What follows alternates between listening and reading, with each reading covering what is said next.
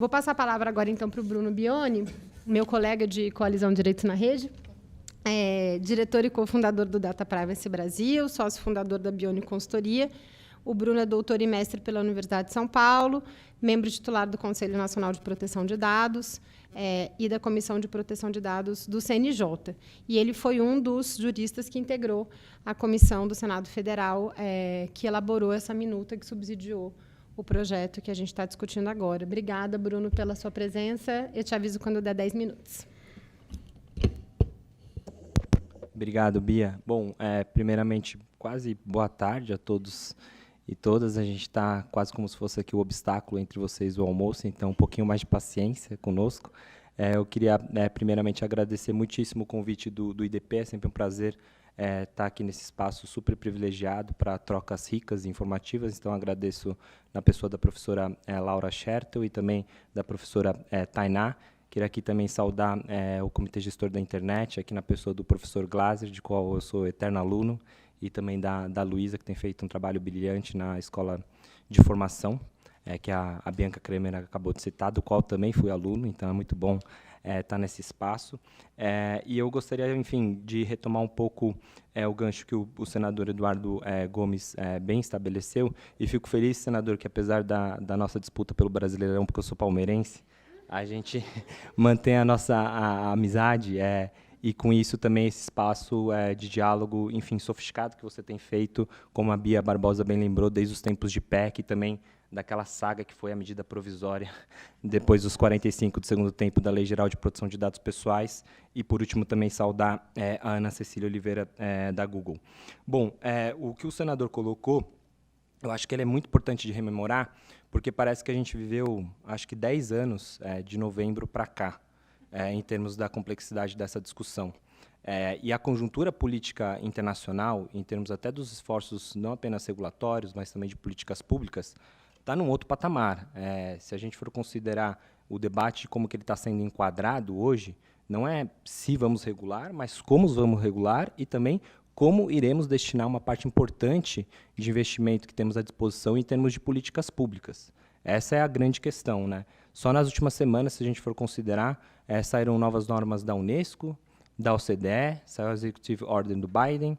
Acho que nem todo mundo aqui conseguiu ler na integralidade todos esses novos documentos. Mas isso mostra que, enfim, é um outro cenário. É um cenário bem diferente daquele que a gente terminou o ano passado, e isso permite também a gente fazer um exercício de que o projeto que hoje é de autoria do senador Rodrigo Pacheco, me parece que ele é o piso e não um teto para discussão. Por que eu estou dizendo isso? Porque essas outras normas que surgiram pós esse projeto de lei, elas têm um sinal muito claro de que você precisa, como o professor Manteleiro colocou, hard law, não soft law, senão a gente não vai conseguir florescer justamente esses princípios éticos, tornar eles coisas concretas e não apenas promessas artificiais. E aí me parece, também buscando um pouco o gancho da fala do professor Manteleiro hoje de manhã, de que o Brasil ele tem uma posição importantíssima para ter um posicionamento forte de como que ele consegue também colaborar para esse debate. Senador, mais cedo, o professor Manteleiro, abro aspas, ele pode me corrigir aqui se eu estiver fazendo algum coach errado, ele disse mais ou menos o seguinte, que os europeus também deveriam olhar e vir mais para o Brasil, e não apenas para os Estados Unidos, para verificar como que a nossa proposta regulatória, ela inclusive é mais sofisticada do que algumas outras que têm sido discutidas. Eu acho que é esse o posicionamento que a gente quer ter quando a gente está olhando para o Brasil, ou seja, tirar um pouco essa nossa síndrome do vilaratismo, né, e também do ponto de vista de como que a gente pode se emancipar, do ponto de vista de como que a gente cria essas regulações e essas novas políticas públicas. E aí me parece que essas propostas, e obviamente a proposta pode ser aperfeiçoada, a gente está justamente nesse momento onde que a gente pode fazer esses refinamentos, mudanças, e para isso que está servindo a comissão temporária, e certamente vai servir todo o substitutivo que vai ser ainda elaborado. Me parece que, aí falando mais de regulação, a grande pergunta ou a grande complexidade, que também foi colocado aqui em diversas falas, é como que você concilia uma regulação baseada em risco, mas também que seja baseada em direitos. E eu quero centrar um pouco a minha fala nessa perspectiva. Durante o debate da Comissão de Juristas, foi muito difícil de entender como que você iria fazer essa orquestração, sobretudo num país como o Brasil. Um país como o Brasil, que é recheado por assimetrias estruturais, de raça, de gênero, socioeconômicas e assim por diante, e a gente acabou optando por fazer uma proposta regulatória que ela fosse afirmativa de direitos. Isso é importantíssimo, inclusive para que a gente tenha inovação social dentro dessas dinâmicas sociotécnicas que o senhor bem colocou, porque nós somos heavy users de várias dessas tecnologias. E isso vai se desdobrando quase como se fosse uma correia de transmissão por todo o projeto de lei. Se vocês forem verificar, a ideia de assimetria e de vulnerabilidades, no plural, não no singular, percorre todo o projeto de lei. Desde o arranjo principiológico do projeto de lei, onde que ele repisa conceitos super importantes, como de discriminação direta, mas principalmente indireta, que é isso que está no centro da discussão sobre IAs que reforçam vieses, até, por exemplo, o que o professor Manteleiro colocou na fala dele, de você ter um método mais participativo, mais transparente e menos tecnocrático na deliberação de quais são os riscos aceitáveis que teremos com relação a esses sistemas de inteligência artificial, desdobrando desde uma lista que ela é exemplificativa sobre quais são aquelas IAs de risco, até como que a gente vai ter avaliações de impacto que elas não sejam guardadas nas gavetas, mas que possam estar sob escrutínio público, né? E aqui o Brasil tem uma posição muito interessante, porque a inspiração da Comissão de Juristas não foi necessariamente só a proposta europeia, a proposta canadense, o que estava sendo discutido na Unesco, o que estava sendo discutido na OCDE, mas de outras experiências regulatórias que nós temos muito antes disso, como, por exemplo, a regulação ambiental.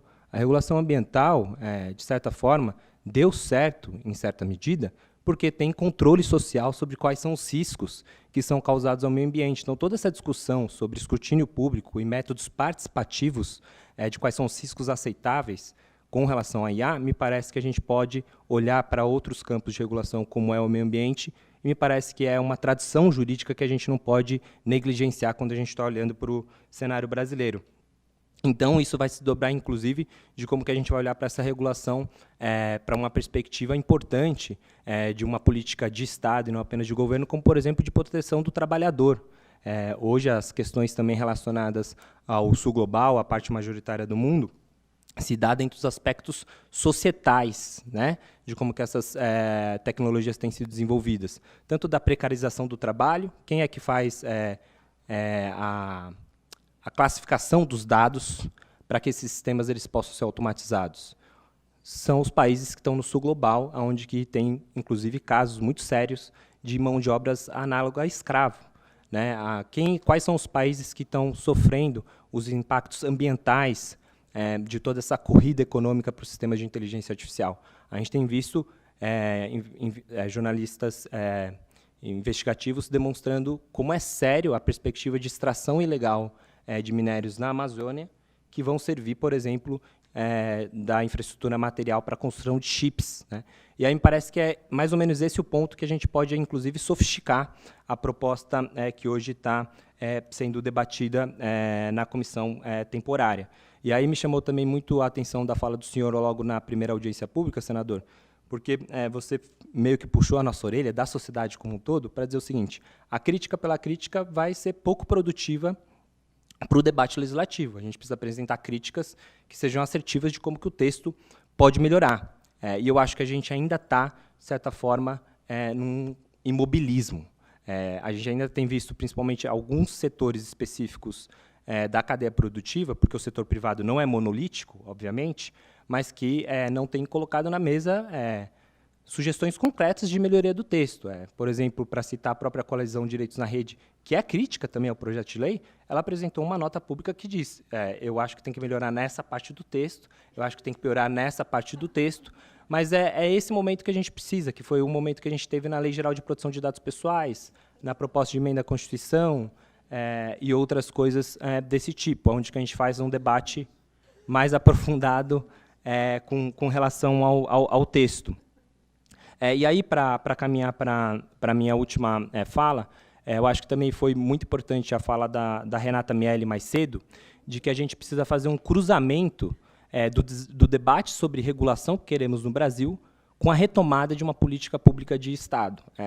Toda vez que eu ouço assim, algumas críticas sobre a proposta regulatória de que ela vai matar a inovação, me lembra um pouco aquelas correlações espúrias feitas por algoritmos, feitas por sistemas de inteligência artificial, como, por exemplo, quantos mais filmes o Nicolas Cage aparece, mais suicídios acontecem. É óbvio que a regulação não é a principal vilã da inovação. A gente precisa de política pública. A gente está perdendo parque tecnológico há décadas por falta de investimento. Não é apenas pela regulação, pela legislação que a gente está desenvolvendo. A gente está acabando de ver um debate super importante que, de certa maneira, também está correlacionado a isso, que é o debate da reforma tributária, né? Depois de muito tempo que a gente foi ver isso acontecer. Então, me parece que assim, a gente caminha para um cenário que a gente precisa ter esse debate construtivo e não destrutivo da regulação que hoje a gente tem posta na mesa. Alguns temas me chamam a atenção, como, por exemplo, refinar qual é a cadeia de valor. Então, hoje, no projeto de lei, tem apenas 2 agentes, talvez a gente poderia ter 3 agentes, né? Isso também chacoalhou a proposta da União Europeia. Ter algumas coisas relacionadas à própria perspectiva de IAs fundacionais.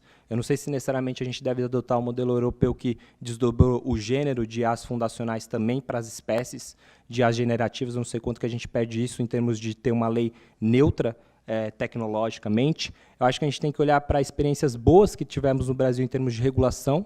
Por exemplo, o Marco Civil da Internet. Ele tem um capítulo lindíssimo sobre aquilo que a gente chama no direito de um capítulo programático, de quais são os deveres positivos do Estado, e não apenas negativos, de concretização de direitos fundamentais. Esse é um dos capítulos finais e talvez menos materializados do Marco Civil da Internet, que vai desde governança multissetorial até código aberto. Então, esses aspectos me parecem interessantes, e aí eu realmente concluo nos 30 segundos finais, que a gente caminha para um cenário que a gente vai ver quase como se fosse um estatuto jurídico da informação, para abrir aspas e homenagear o professor Danilo Doneda, porque a gente está caminhando num cenário que a gente precisa ter um enforcement adequado da Lei Geral de Proteção de Dados Pessoais, da Lei de Acesso à Informação, porque enquanto a gente não abrir dados, a gente não vai conseguir desenvolver IAs, e IAs, sobretudo, emancipatórias. A gente precisa entender como que a gente faz a discussão adequada desse refinamento, da recalibração do Marco Civil da Internet, de toda a discussão sobre o que está tendo sobre fake news, e, obviamente, sobre inteligência artificial. Me parece que essa infraestrutura jurídica necessária que o Brasil precisa para a gente poder ter um ambiente que ele seja de democracia informacional e não dominação informacional, que foi o que eu mencionei no meu último livro sobre codeliberação informacional. Eu acho que esse é o ponto que a gente está, e no ano que vem o Brasil vai sediar o G20.